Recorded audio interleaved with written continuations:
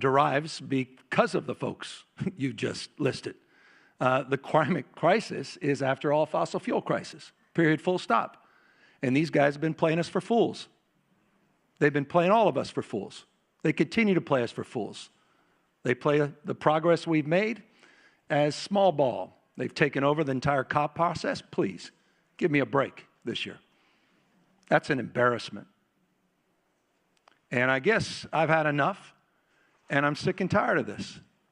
And if California can make a dent, you know, with respect, those of you from Germany, soon to be the 4th largest economy in the world, the size of 21 American states combined, the scale and scope of what the state of California can do, we think can move the needle.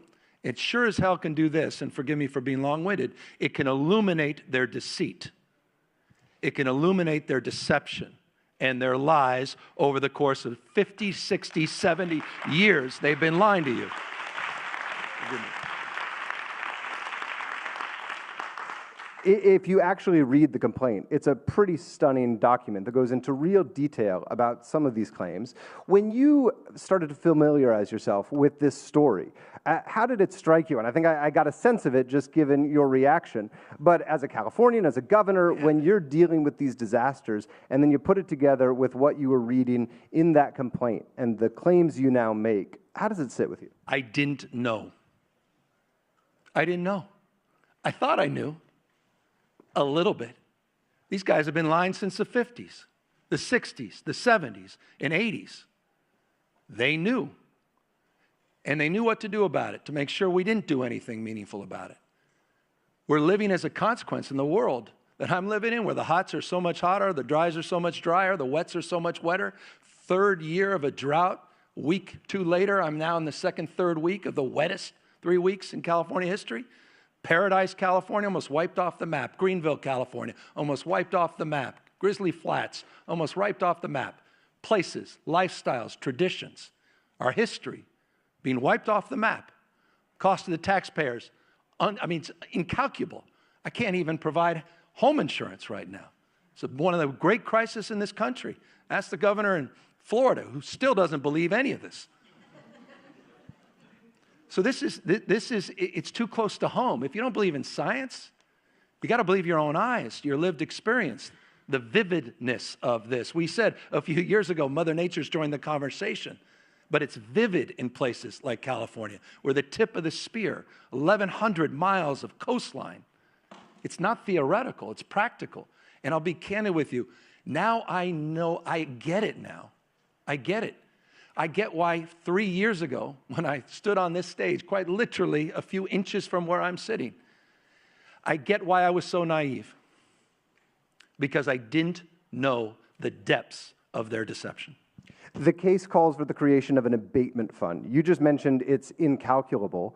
In the suit, in the complaint, you talk about tens of billions of damages to California already and multiples of that in the years ahead. How do you think about these companies, which you've now sued, their financial responsibility at a moment when many of them are enjoying record profits? What are you asking of them? I mean, where's your decency? Just think about Chevron alone. You mentioned a California-based company.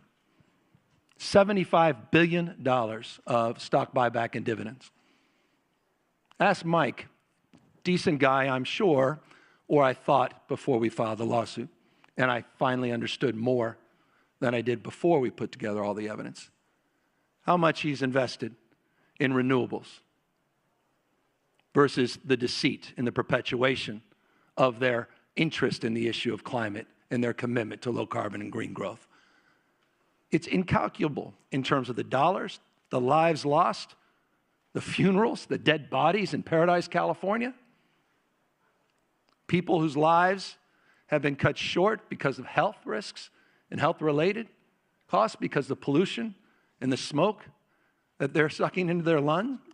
I mean, this is serious. In the despair, I got a 13-year-old daughter. She's here literally in New York, and one of those dream things, we did that breakfast at Tiffany's. I'm blessed that we got in. She'll turn 14 on Monday. And you know what? Her lack of optimism, that's incalculable as well. And perhaps there's the greatest shame of all.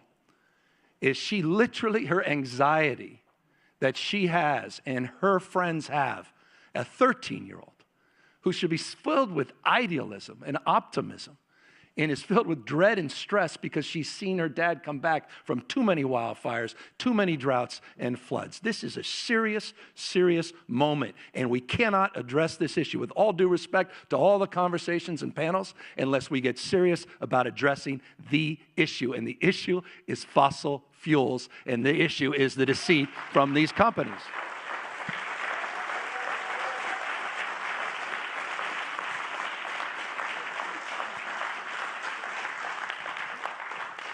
I'm going to reclaim all the applause time, and we're just going to keep going. We've got more to talk about besides this case. It's a landmark case. It's going to be very interesting to see how other states respond. I heard that other cases have been sort of waiting in the wings to see if California would go. We will see what happens. I want to ask you, though, about some internal bills in the California legislature. Earlier this month. California politics. This is not California politics. This is potentially national and international implications. Earlier this month, the California legislature put forward two bills, SB 253 and 261. The first would require major corporations doing business in California to disclose their carbon emissions, including Scope 3 emissions. The other would require them to disclose their climate-related risk and put forth a plan.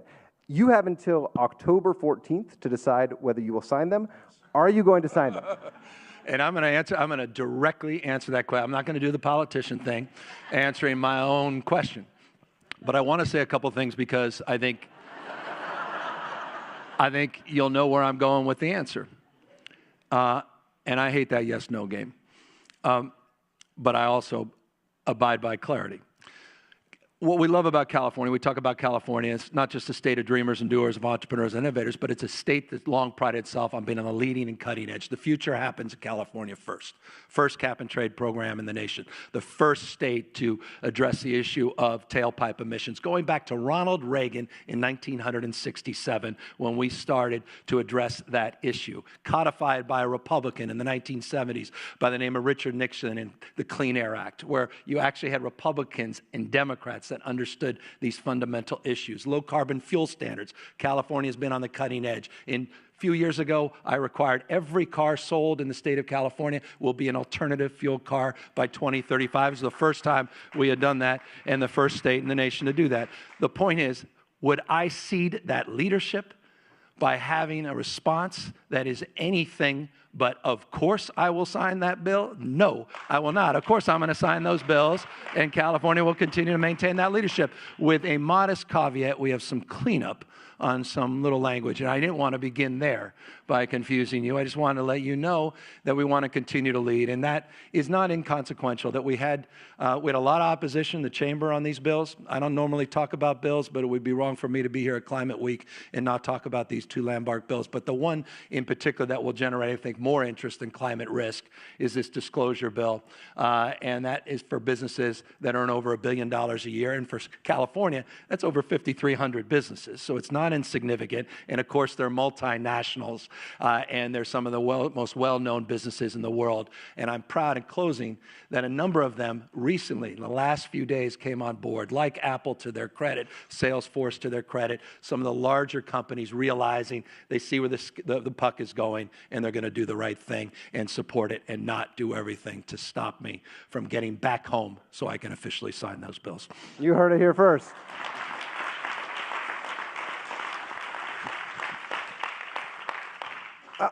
More news in California this year on permitting reform. This is one of the most central issues as we think about building out the clean technology we need to make the transition that you were talking about earlier in this conversation. Not easy, though. You got permitting reform into the budget, but faced enormous opposition from environmentalists, including the Sierra Club of California. How do you think about this tension between conservation, between protecting nature, and actually speeding up and allowing for the development that is needed? It's not an ideological exercise. I'm not working for a think tank. I mean, we've got to practically go out there and do the hard work. And things can't take 5, 10, 15, 20 years. And by the way, 5, 10, 15, 20, 30 years for large-scale green projects. I mean, it's the great implementation now. We're in the how business, not in the what and why business. 5 years ago, we were what and why.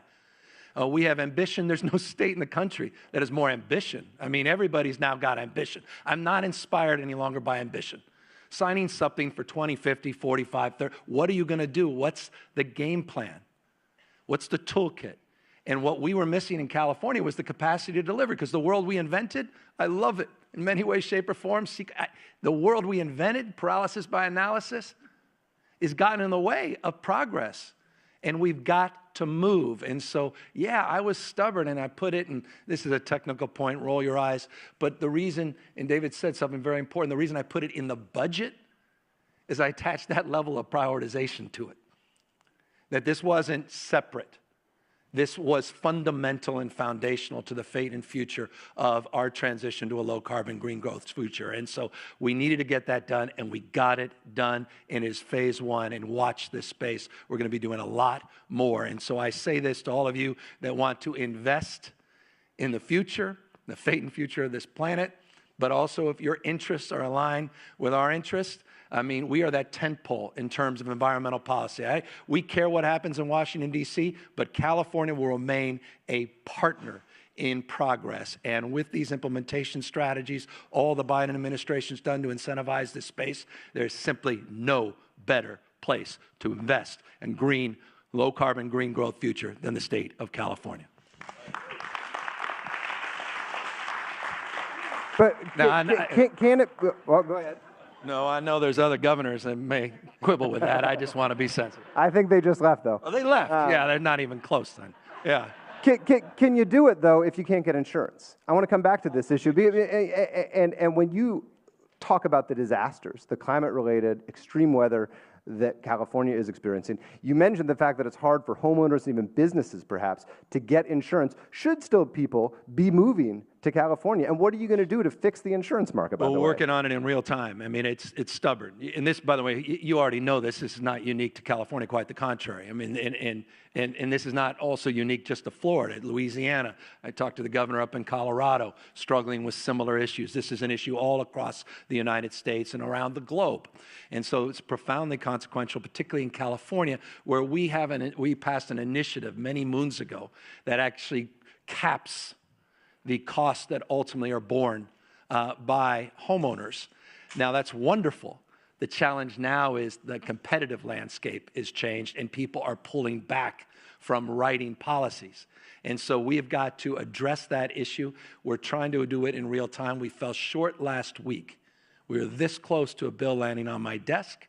We fell short, as I said, literally the day after. And it's nice to have a speaker of our assembly who said the same thing. This is a red flag, not a yellow flag. And we are not going to be waiting till January, the next legislative session, to address it. And so in real time, we'll be moving with some creative ideas. Watch this space. In closing, I want to invite you to sort of sketch out two scenarios. One in which the pace of progress remains what it is, which scientists will tell you is insufficient. That looks like more climate-related disasters, more extreme weather, a broken insurance market, the continued burning of fossil fuels. You got friends in Washington trying to stop your 2030 EV mandate. Some of that doesn't get done. Okay. The other scenario is a greener California, one in which a lot of the permitting reform actually gets done. I'm liking this part of the question a little more. I mean, that question reminds me that there's an old saw that says, talks about the fresh air of progress versus the stale air of normalcy. You describe the stale air of normalcy. We are in the fresh air of progress. You also mentioned, and I think you should know this directly, and forgive me, but the person that led the effort to roll back our 2035 alternative fuel vehicles mandate is the Speaker of the House of Representatives in the United States, someone by the name of Kevin McCarthy, a Californian, whose constituency, more than any other, is more impacted by the issue of climate change. It was disgraceful. He is, and dare I say it, and forgive me, I'm a much nicer guy than I may be appearing today. But he's a wholly owned subsidiary of the oil interests. Wholly owned subsidiary. Look it up. Look where the money is. And he's a cheap date. Doesn't even cost much. Buy him off.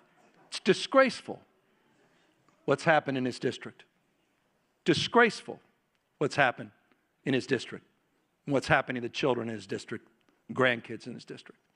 So this is serious. This is a serious moment in the context, the frame of your question. I am also not naive. You know, California, larger than 21 states combined, fifth largest economy in the world. Yawn.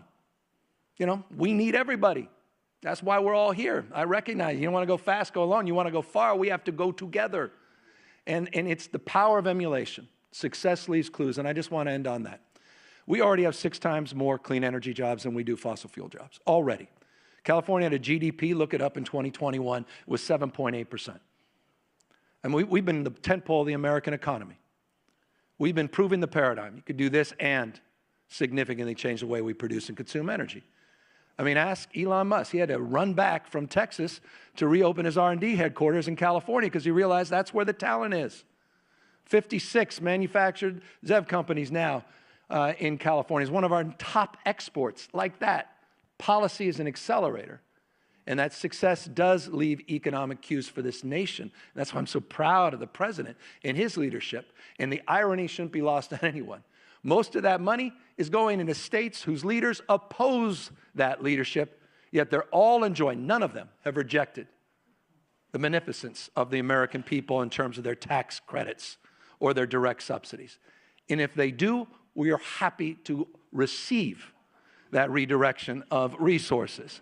And that perhaps is the greatest proof you need that we are on the right track and we have to quadruple down. We have one thing that folks like Kevin McCarthy will never have, and that is moral authority on this issue. We need to exercise not just our formal authority, but we need to share our moral authority more abundantly, not just here, but every day and everywhere. Thank you all very, very much.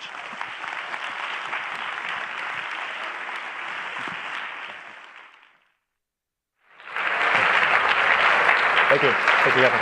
Well done. Thank you.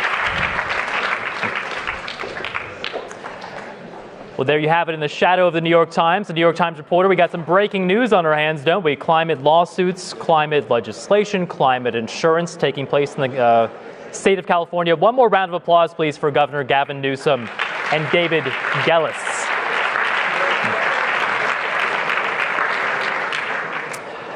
Right, next up, we're going to hear from a panel of business leaders, as well as the mayor of Freetown, Sierra Leone.